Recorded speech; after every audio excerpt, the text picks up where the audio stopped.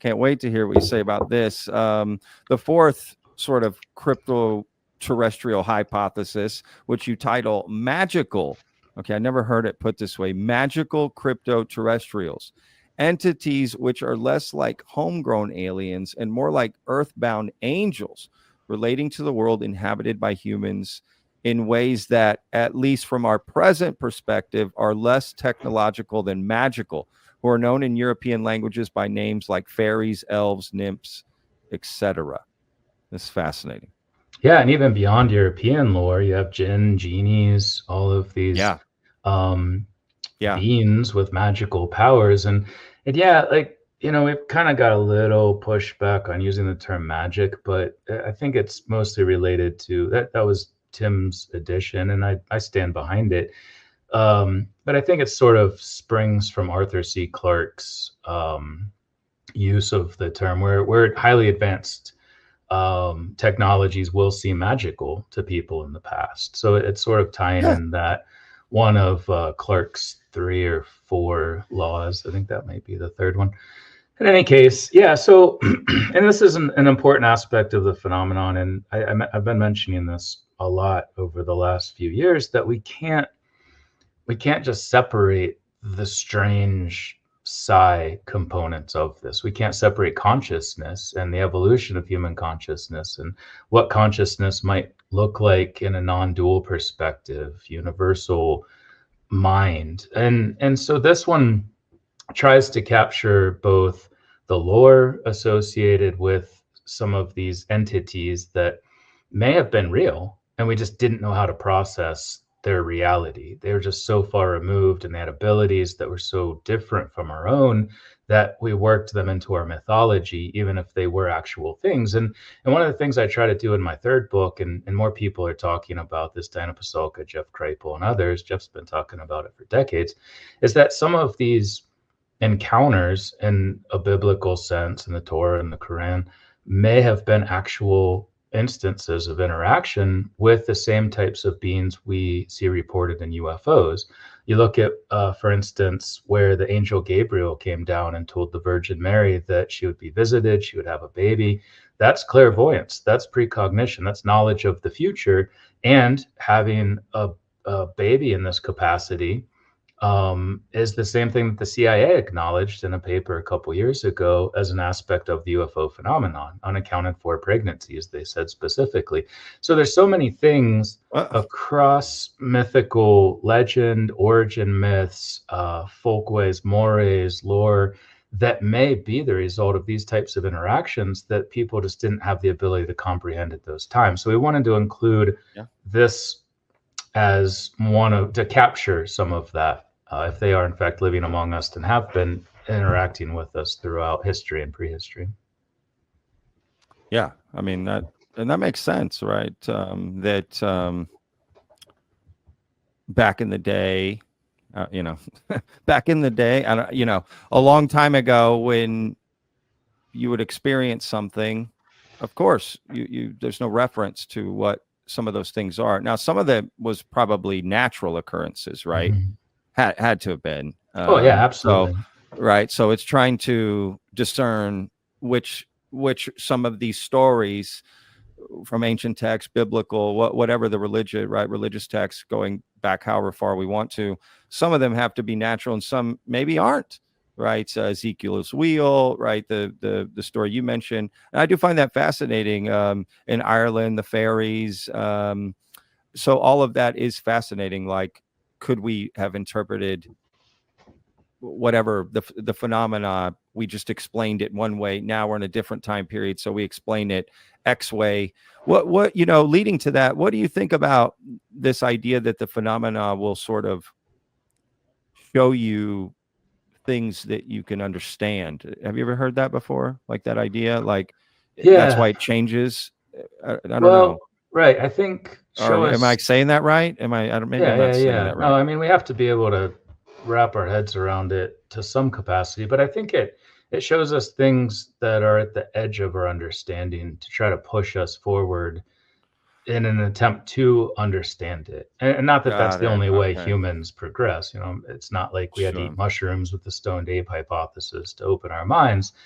But it certainly doesn't just show us what we understand. It goes well beyond that. And just real quick to your point about how some things are natural. I in my second book, The Extraterrestrial Model, I talked about some how they found I think it was the Terror, the Erebus and the Terror, the worst maritime disaster in history, where they were trying from England to chart a path through the Northwest Territory, through Canada, Hudson Bay, and the ships got frozen in ice. And the way they found them was actually through these stories about bloated white seals and walruses who were the dead bloated men.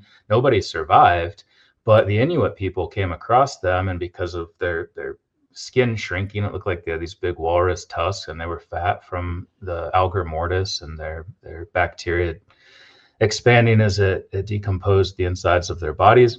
And all of these stories they could trace to one specific area where the ship had been encased in ice, but then moved and came to rest and sunk in this one area. There's another one with these rocks that are up on the beach in a place where there's no other massive boulders. And the story is that the kings angered the gods. They gave them rotten fruit or fruit that wasn't good enough, and they threw these stones up. And they could trace that oral legend back to a specific time that correlated perfectly with radiocarbon dates and historic record that showed there was a massive earthquake and tsunami at that time that pushed these boulders up. So these stories do have value. We attribute these legends to things that we can't understand in the context of geology and ships from other places and white people from strange lands. So this isn't potentially another example of that. Most likely is, as are a lot of religious stories and texts that are written about them. Yeah, fascinating. Wow. I just had a thought as you were talking there, like, okay, again, like I was mentioning before, right? We go back thousands of years, and humans are, whether it be the sun or the moon, right? They're looking up at this thing, and they just don't know what it is. Right? They just what is this thing? What? And they have no possible way to find out. Right? They don't even have the means to investigate it, but they can see it. It comes every day. It's constant. It's there. What is a current day sun or moon to us as humans? That we see it. It's there's no question, right? And I would argue maybe the UFO phenomenon isn't even that, because that's not something everyone can just walk outside and check, right? Like, what is that sun or moon thing for us as humans right now? Or maybe I'm wrong. Maybe it is the UFO. Is that even a good question? I don't even know if that makes sense, what I'm asking you. Well, I want to make sure I understand what you're asking before I answer. Are you talking about like how we understand these celestial bodies now in the context of physics and astronomy? Correct. We know what the sun is now, right? It's a star, it's energy, right? We figured it out, but at that time we didn't. So what's that thing in front of us that we're looking at, and we're just like, what is like, holy shit? Like, is it? No. And so we start to say it's this and it's that, and it's a god, and let's worship it and let's build statue, right? Like Yeah, no, I think that's an important point, especially because we still have flat earthers. We still have people that think the moon is cheese or the earth is hollow and all this stuff. And a lot of that comes because of a disconnect between science and belief and religion and things like that. And yeah, I heard a lot in response from people after this paper came out, because we mentioned the moon, and we didn't go into this because it's a bit woo. But there are like Ingo Swann's book Penetration, and the one he wrote about a lot in it. I forget the guy's name, but the title is "There's Someone Else on the Moon," I think. And then all of the contactees who claim to be taken to a moon base. There's a very good case that Terry Lovelace, in his book "The Incident at Devil's Den," Jerry Wills, even Travis Walton, seemingly was on some sort of base that likely was or potentially was on the moon. So you have all of those. We obviously didn't bring these into this paper for clear reasons, but they should be considered as well, and especially if you have enough people saying similar things. So I think to touch on what you said, we can't understand these things in the context of physics and astronomy and basic science, we've been to the moon. We can take samples. We see it similar to other celestial bodies, and we can understand how a big enough asteroid as the Earth's forming or shortly thereafter pushed some of it off. It got stuck in Earth's gravitational field and solidified and became our moon. There's moons everywhere, so it's not anything unique to this planet. I don't think the moon itself is hollow or is the base. There very well could be a base on the far side of the moon, because up until basically the last 20 or 30 years, yeah, we went there in 69, of course, but we couldn't explore all of it. That took a lot of effort to get there. Now, we may even have satellites that exist way beyond the moon that can easily look at, monitor that side.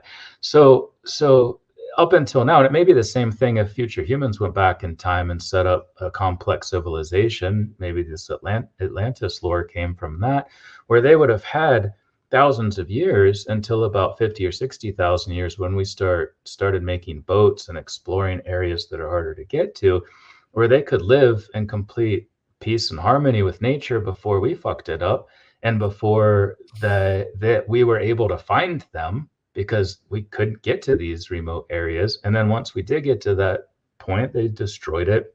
Again, I don't necessarily believe in Atlantis or anything, but once you start considering these things as real possibilities, it unlocks some potential for explaining some of these things in a real capacity.